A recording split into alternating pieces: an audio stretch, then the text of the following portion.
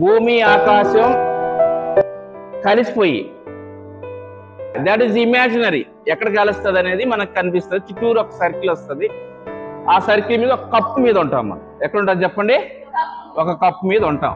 సరే, ఇప్పుడు నేను మీకు చూపిస్తున్నాను కదా, ఇలా ఉంటుంది ఆ కప్పు. ఉంటాయి. ఈ కప్పు ఎర్త్ మీద ఎంత ఉంటుంది అంటే, భూమి చుట్టూ ఆవరించేటువంటి ఒక ఖగోళంలో సగభాగం ఉంటుంది. ఒక వైపు చూసుకోవాలి ఫస్ట్. ఈ నార్త్ ని మనం ఏం చేస్తామంటే, ఎక్కువగా విమానాలు కానీ స్కైలో అన్ని స్టార్స్ అన్ని కూడా ఈస్ట్ టు వెస్ట్ వెళ్ళిపోతుంటాయి. సన్ కానీ మూన్ కానీ ఎర్త్ కానీ మనం చూసే స్కై ఎలా మూవ్ అవుతుంది అంటే, ఈస్ట్ టు వెస్ట్ మూవ్ అవుతుంది. ఎందుకు అంటే, due to the earth rotation west to east వెళ్తుంది కాబట్టి. Earth rotation west to east ఉంటుంది కాబట్టి, స్కై రొటేషన్ ఎలా ఉంటుంది అంటే ఈస్ట్ టు వెస్ట్ ఉంటుంది. ఎట్లుంటుంది చెప్పండి? East to west. నేను మూవింగ్ చేస్తా చూడండి, అలా మూవ్ అవుతా ఉంటుంది. అంటే మీరు ఈస్ట్ వైపు పెట్టుకున్నారు అనుకోండి, ఇట్లాగా ఈస్ట్ వైపు ఇలా పెట్టారనుకోండి, ఇది డే టైం అనమాట. ఇది అలా మూవ్ అవుతా ఉంటుంది ఈస్ట్ నుంచి. ఇంకా స్పీడ్ పెట్టా, ఇంకా స్పీడ్ పెట్టా, ఇంకా స్పీడ్ పెట్టా. ఆ స్టార్ కదలుతా చూడండి, ఇంకా స్పీడ్ పెట్టా. పక్కకు వచ్చేసింది చూడండి, వచ్చేసింది పక్కకే. సో అలా పక్కకు వచ్చేసి, ఇదేనా పక్కకి వెళ్ళిపోయింది. ఎందుకంటే ఎర్త్కి మూడో చలనం ఉందన్నమాట. ఎర్త్కి థర్డ్ మోషన్ ఉంది. మనం రొటేషన్ రివల్యూషన్ అంటాం. ఎర్త్కుండే ఇమాజినరీ యాక్సెస్ అనేది ఇటు తిరుగుతుంది 25,000 సంవత్సరాలు. డమేల్ దాన్ని కనుక్కునే దానికి ఒక ఆయన 72 సంవత్సరాలు పట్టింది. ఎరాస్ట్రోనాకస్ అనే సైంటిస్ట్. అప్పటికి మూడో చలనం ఉన్నప్పుడు అన్ని మనం చూసే కాన్సల్టేషన్స్, మనం చూసే పారామీటర్స్ అన్ని మారిపోతాయి. సో మనకి దిస్ ఈజ్ మోర్ ఇంపార్టెంట్. ఈ రోజు నీకు ట్రూ నార్త్ ఇది ఉంటే 25,000 సంవత్సరాల తర్వాత ట్రూ నార్త్ మారిపోతుంది. స్కై ఎప్పటికీ మనం ఉన్నాం, మొత్తం మారిపోతున్నది. ఫస్ట్ వేనస్ కనిపిస్తుంది మీకు. వేనస్ ని evening star and morning star అంటాం. దాన్ని ఏమంటారు చెప్పు? Evening star and morning star అంటాం. అది -4 మ్యాగ్నిట్యూడ్ అంటాం. మైనస్ లో ఎక్కువ ఉంటే -25 మ్యాగ్నిట్యూడ్ మూన్ అనమాట.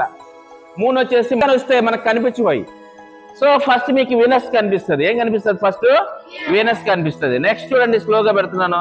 నెక్స్ట్ ఏది కనిపిస్తుంది చూడండి, మూవ్ అవుతా ఉంది స్కై అలాగా. Next Jupiter and Mars. అంటే మీకు మార్స్ వచ్చేసి -0.7 డిగ్రీస్ మార్స్. అలాగే జూపిటర్ మ్యాగ్నిట్యూడ్ బట్టి మనకి స్కైలో కనిపిస్తాయి ఏవైనా. అంటే మీకు వెస్ట్ వైపు వీనస్ కనిపిస్తుంది మామూలు కళ్ళతో. నేను చెప్పేది ఈస్ట్ వైపు మార్స్ కనిపిస్తుంది, నెత్తి మీద జూపిటర్ కనిపిస్తుంది. జూపిటర్ చూసారనుకోండి టెలిస్కోప్ లో ఎలా ఉంటది అంటే, అంత పెద్ద సైజ్ చేస్తే అలా కనిపిస్తుంది. మనకి అలా కనిపిస్తుంది.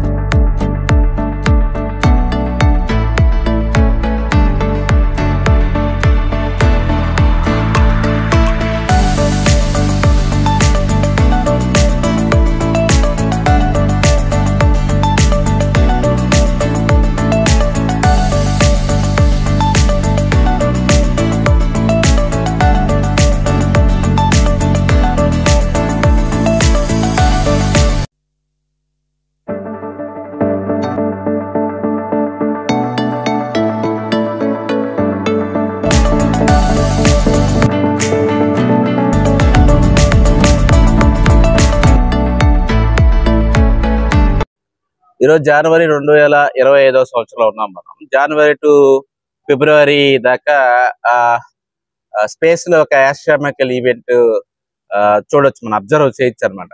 దాని పేరే ప్లానెట్ ప్యారెడ్. అంటే 6 ప్లానెట్స్ దాకా మనకి ఒకే లైన్ మీదకి వస్తాయి. ఇక్కడ ఒకే లైన్ అనే దాన్ని కొంచెం మనం అర్థం చేసుకోవాలి.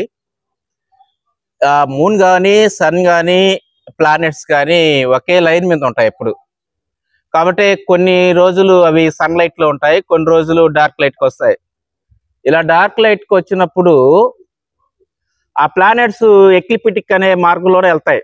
సన్ అదే విధంగా వెళ్తుంది, మూన్ వెళ్తుంది. మూన్ అయితే ఎక్లిప్టిక్ కి నార్త్ సైడ్ కొన్ని రోజులు ఉంటుంది, ఎక్లిప్టిక్ సౌత్ సైడ్ కొన్ని రోజులు ఉంటుంది. దాన్ని అసెండింగ్ నోడ్, డిసెండింగ్ నోడ్ అంటాం. North ascending node, descending node అంటాం.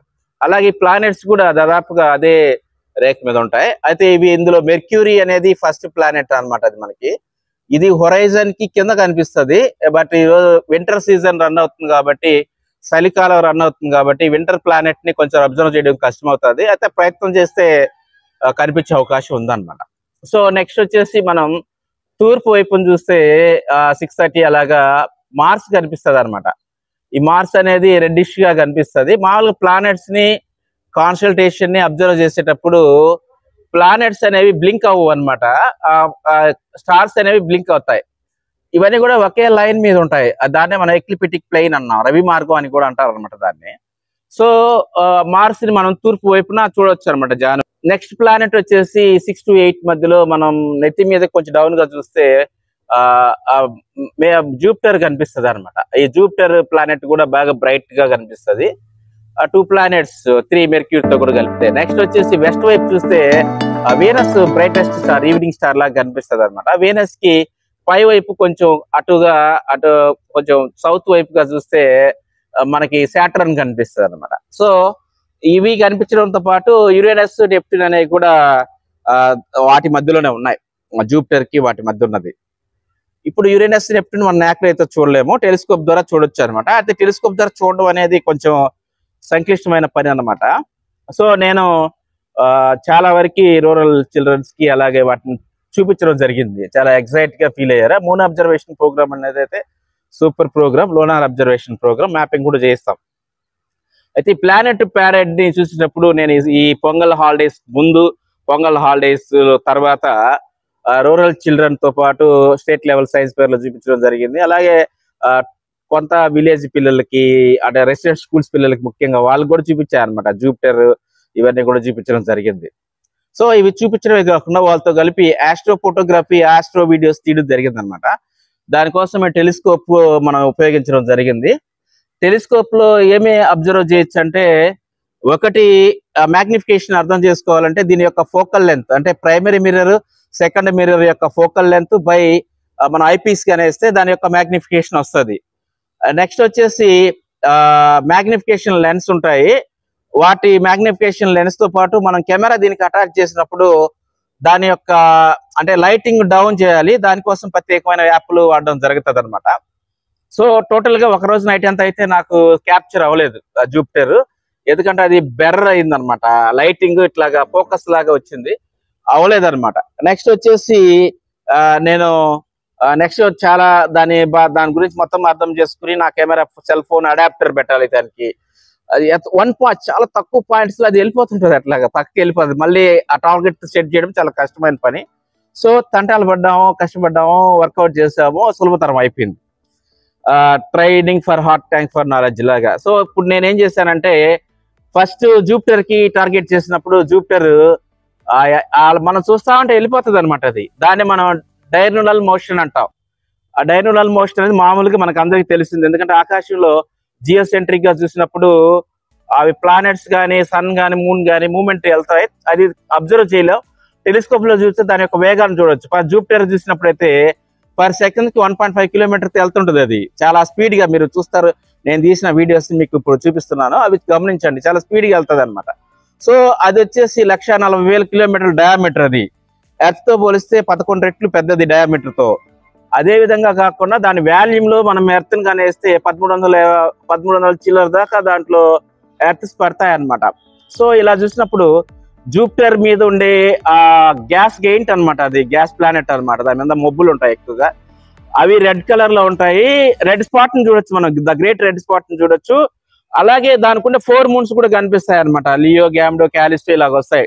ఐఓ అనే ఒక ఒక ఒక శాటిలైట్, న్యాచురల్ శాటిలైట్ ఉంటుంది, అది జూపిటర్ కి దగ్గరగా ఉంటది. మనకి భూమి మీద సోలార్ ఎక్లిప్సెస్, లోనార్ ఎక్లిప్సెస్ ఎలాగో దానికి కూడా ఎక్లిప్సెస్ మనం చూడొచ్చు అనమాట. ఈ లియో అనేది జూపిటర్ కి లోపలికి వెళ్ళినప్పుడు, ఎక్లిప్స్ ఏర్పడినప్పుడు అది మళ్ళీ బయటికి రావడానికి పట్టే సమయాన్ని లెక్కించారు రోమన్ అనే ఒక శాస్త్రవేత్త. అలాగా ఫర్దస్ట్ గా ఉన్నప్పుడు, భూమికి దగ్గరగా ఉన్నప్పుడు, దూరంగా పోయినప్పుడు లెక్కించినప్పుడు 16 నిమిషాలు తేడా వచ్చి ఆయన స్పీడ్ ఆఫ్ లైట్ కనుక్కుంటాడు అనమాట. సో ఇలాంటి ఇన్నోవేషన్, డిస్కవరీస్, ఇన్వెన్షన్స్ గురించి చెప్పినప్పుడు చాలా ఇంట్రెస్ట్ గా ఉంటది. అలాగే ఆ 4 మూన్స్ కూడా చిన్న చిన్న డాట్స్ లాగా కనిపిస్తాయి అనమాట. నెక్స్ట్ వచ్చేసి అలాగా క్యాప్చర్ చేసాము, అది ఎంత వేగంగా పోతుంది, వండర్ఫుల్ ఎక్స్పీరియన్స్. నెక్స్ట్ నేను సాటర్న్ కి టార్గెట్ చేశాను. సాటర్న్ 100 మ్యాగ్నిఫికేషన్ లో కూడా చిన్న డాట్స్ లాగా కనిపిస్తుంది. దాన్ని కొంచెం మ్యాగ్నిఫై చేసినప్పుడు అది ఫర్ సెకండ్ కి డైనల్ మోషన్ వచ్చేసి 3.5 కిలోమీటర్ పర్ సెకండ్ అనమాట. చాలా స్పీడ్ గా వెళ్ళిపోతుంటది. సాటర్న్ వరకు కొంచెం అసంతృప్తిగా ఉన్నాను, కరెక్ట్ గా క్యాప్చర్ చేయలేదు నేను. అయినా దాదాపుగా బాగా వచ్చింది. నెక్స్ట్ టైం అంటే ఈ టెలిస్కోప్ ని అరేంజ్ చేయడంలో, ఈ ఫిట్ చేయడంలో జస్ట్ ఒక్క అలా టచ్ చేసినా అది మిస్ అవుతుంది అనమాట.